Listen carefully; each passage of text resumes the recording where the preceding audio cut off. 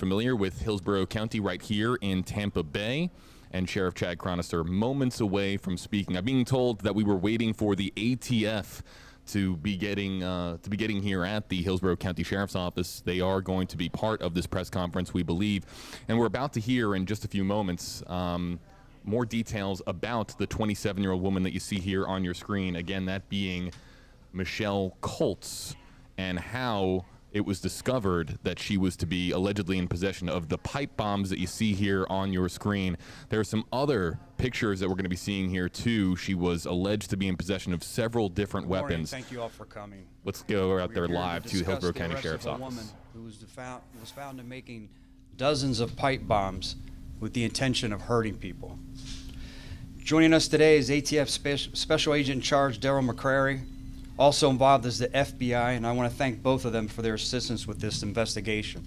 Also today with us, we have our team leader, Michael Wright, with our Sheriff's Office bomb team. I know it's been an extremely long evening for you. Thank you for being here today. Last night, just after 5 p.m., our deputies received a call from worried parents. They were concerned about their adult daughter, 27-year-old Michelle Colts. While checking Michelle's bedroom, her parents found what appeared to be a significant amount of pipe bombs, other bomb-making materials, and numerous weapons. Her parents did exactly what we asked people to do. If you see something suspicious, please say something. They immediately called 911. When our deputies arrived at the home on Jagged Cloud Drive in Wimauma, they recognized the materials were indeed bomb-making materials. They suspected that there were numerous pipe bombs already made, so they pulled out of the home, along with the parents, for safety and requested that our bomb team respond to render the home safe. The amount of highly destructive materials we found in this home were astonishing.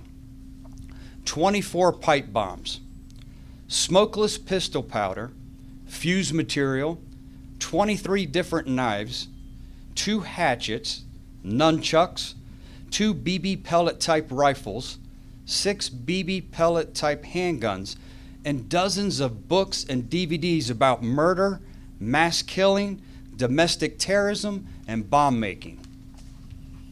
What is even more frightening is that each pipe bomb contained nails, metallic pellets, or a combination of both, and would have taken less than 60 seconds per device to add the powder and fuse material she already possessed to detonate each bomb. If used, these bombs could have caused catastrophic damage and harm to hundreds, even thousands of people right here in our Tampa Bay community. Deputies located Michelle Colts at her job, and she agreed to return home with them. Deputies were able to arrest her without incident. Michelle Colt is now facing 24 counts of making a destructive device with intent to harm. Colt admitted to detectives that she made the devices and that she planned to use them to hurt people. While this case is certainly alarming, it is not to demonize another individual struggling with mental health. It is to highlight the importance of speaking up when you see something that isn't right, and what can be prevented when you do. Who knows the amount of harm that could have been done, or how many lives could have been lost. Had these parents not found the courage to call the sheriff's office and seek help. We can't say it enough. If you see something, say something. At this time, I'll attempt to ask any type of questions. So, Sheriff, how hard is Sheriff? Thank you so much for talking with us. First, I wanted to ask about her history. How was she able to make these sophisticated weapons? Well, interesting enough, about a year ago, August a year ago, our deputies, the only time we had ever been to this home, we were called by an online printing company. They found it suspicious that she had ordered several manifest anarchist instructions, bomb making. She became consumed with the Columbine and Oklahoma killings. So at that time, she wasn't diagnosed with any type of mental health diagnosis at the time.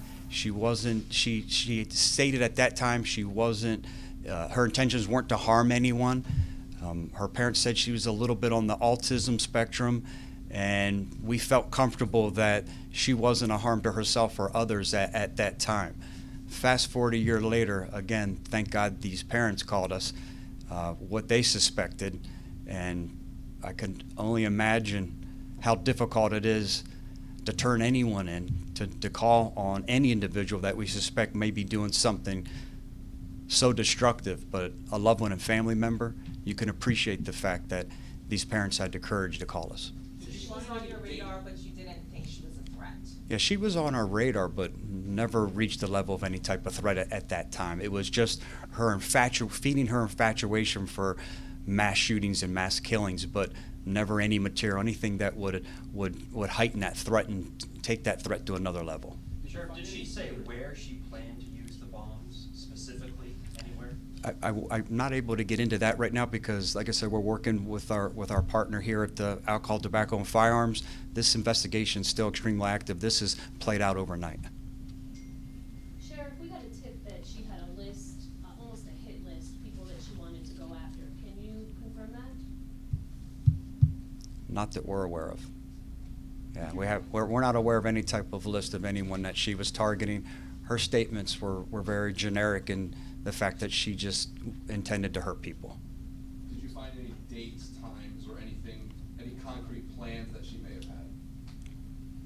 No, but again, I want us to focus on, it would have taken less than 60 seconds for her to add that powder and fuse and detonate these bombs, 24 pipe bombs. So Sheriff, you believe that she learned how to make these pipe bombs by just researching online? It wasn't connected to her history working at different manufacturing companies? I can't say at that time. that'd be difficult for me to speculate this preliminary in this investigation how exactly she came to the point in her life and how she learned it. Was it manuals, magazines? Was it DVDs? She had them all. She had manifests. Was it learning and studying the previous mass killings around the country?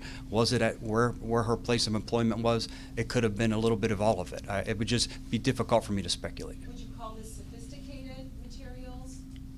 Sophisticated enough to take a lot of lives and cause catastrophic damage to anyone and anywhere. Sheriff, since her arrest, has she spoken to your investigators? Nothing more than that. Like I said, she admitted to making the bombs and that she had used them to hurt a lot of people. We're digging into her history. She's talked about being passionate about stopping soldier suicide. Did she have any military connections? Herself, she had no military connection. In her family? Her family has some military connections. Do you know if this was something that had occurred in her family? Do you have any more history or context there? Not that we're aware of. I have to commend her parents. Both of them were in the military, and they couldn't have been more cooperative. They couldn't have been more resourceful. They couldn't have been more helpful.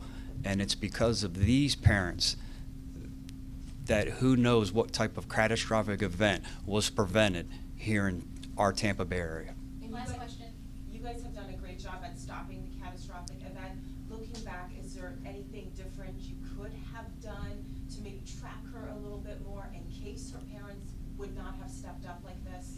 I don't believe so. You know, we get several calls where people order magazines. They could be doing it for research. They could be doing it for thesis. At that time, there was nothing about her that was alarming that would have put her higher on our radar at the time. Thank you guys very much. Thank you, everyone. Sheriff, was there any indication that there was anything imminent? I'm sorry? Was there any indication that there was anything imminent? That something was about to happen? That's difficult to judge only because, I mean, when you think that all the material she had would have taken less than 60 seconds to detonate a bomb, we don't know. If it would have been when she got home, it would have been 3 weeks from now, 3 years from now. We just don't know.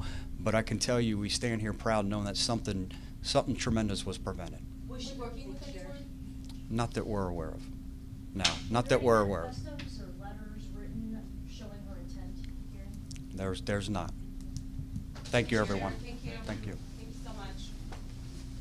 And we'll be providing Hillsborough County Sheriff Chad Cronister speaking there live at the Hillsborough County Sheriff's Office. Hey, everybody, JB Buna here with you live on stream again, reacting to this breaking news out of the Tampa Bay area. This Wimauma woman, this is 27-year-old Michelle Louise Colts, arrested after her parents, two members of the military, or two former members of the military with military connections, calling authorities, alerting them to what is likely perceived as a alarming discovery at the home of Michelle Colts, that being 24 pipe bombs that you heard Sheriff Chad Cronister talking a little bit about, that would have taken about 60 seconds or less to detonate, in addition to a variety of different weapons and materials, and some of the research that she had been doing into the Columbine shooting, into other mass violence or mass violent type situations here in the country.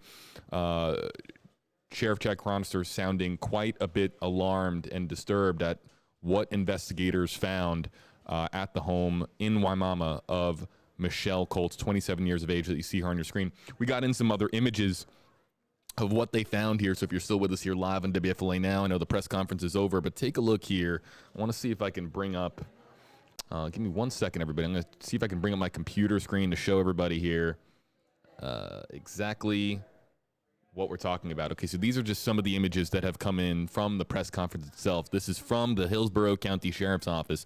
So here you see several bows, arrows, hatchets, a lot of knives. It's hard to make out exactly what everything is here. This is a lot of knives here. Again, possessing any of these materials. There you see the nunchucks that we were hearing about from Sheriff Cronister. Not illegal to possess any of these, but when you put all of this together in regards to the discovery that was made inside of this home with some of the paraphernalia, some of the literature, what she was reading, what she was looking into, and admitting allegedly to investigators that she did have the intent to harm people with what she possessed. It's, of course, an extremely alarming situation here in the Tampa Bay area. But again, I'm seeing a lot of you comment here on WFLA's Facebook page, everybody. There has been an enormous amount of support for the parents. A lot of people commenting here on Facebook Live, giving kudos and giving shout outs to the parents for doing the right thing and alerting authorities to what they believed was going on with their daughter. Obviously an extremely troubling situation. I can't even imagine what it must have been like for these parents to have to make the phone call to authorities and alert them to what was going on within their own home, or within the home of, again, 27-year-old Michelle Colts that you see there on your screen, booked last night. You heard Sheriff Cronister talking a lot about how this is still a developing situation, in that they are still learning a lot about Michelle Colts and what her intentions were. This all developing overnight here this October 4th, so this happening the night of October 3rd, 2019. I want to read, before we get going here on WFLA Now, we would like to read some of the comments of some folks that are joining us here on WFLA's Facebook page. Hello, everybody. JB Buno here with you. Happy Friday, almost Friday afternoon here in the Tampa Bay area. Joshua Blaine, CJ Phillips, Cheryl Ledgenials, Cindy Williams, Chaz, Roan Patel, Sharon Pace, Gina Shev, Christopher Lohorn, many others joining us here live on WFLA's Facebook page. I want to see what you guys have to say,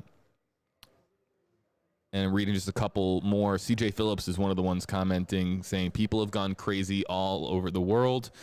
Cheryl saying she wanted to do some damage. Wow. People pointing out how guns have been excluded from her collection of weapons. Yeah, we have bows and arrows, hatchets, various knives, nunchucks.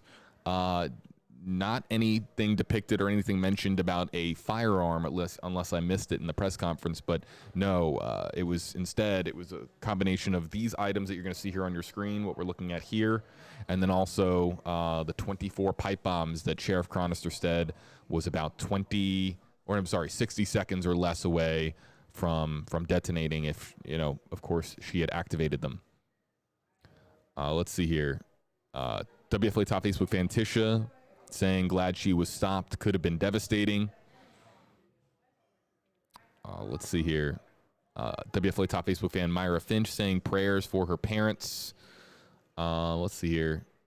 As I think we just picked up a new Facebook fan and follower by the name of Taleb. Tyrell says that she needs to go away. And again, a lot of comments here. John Peters saying, did she pass a background check? Sheriff Chad Chronister talking a little bit about how they were alerted to the fact that she had started doing some research and started, I think, either purchasing or receiving some literature in regards to mass violence in this country. Columbine was one of the instances that she was looking into. I believe that there were a couple of others she was looking into as far as doing research into mass violent events. And that was when she was originally put on their radar. But as Sheriff Chronister noted, it's hard to decipher, if this is somebody who's just doing research for a project or is reading about it for educational purposes versus, wanting to do to emulate that type of behavior and do something tragic as far as violence is concerned. So this is something that, again, as you heard Sheriff Chronister mention repeatedly, this was the parents stepping up and alerting authorities to what was transpiring.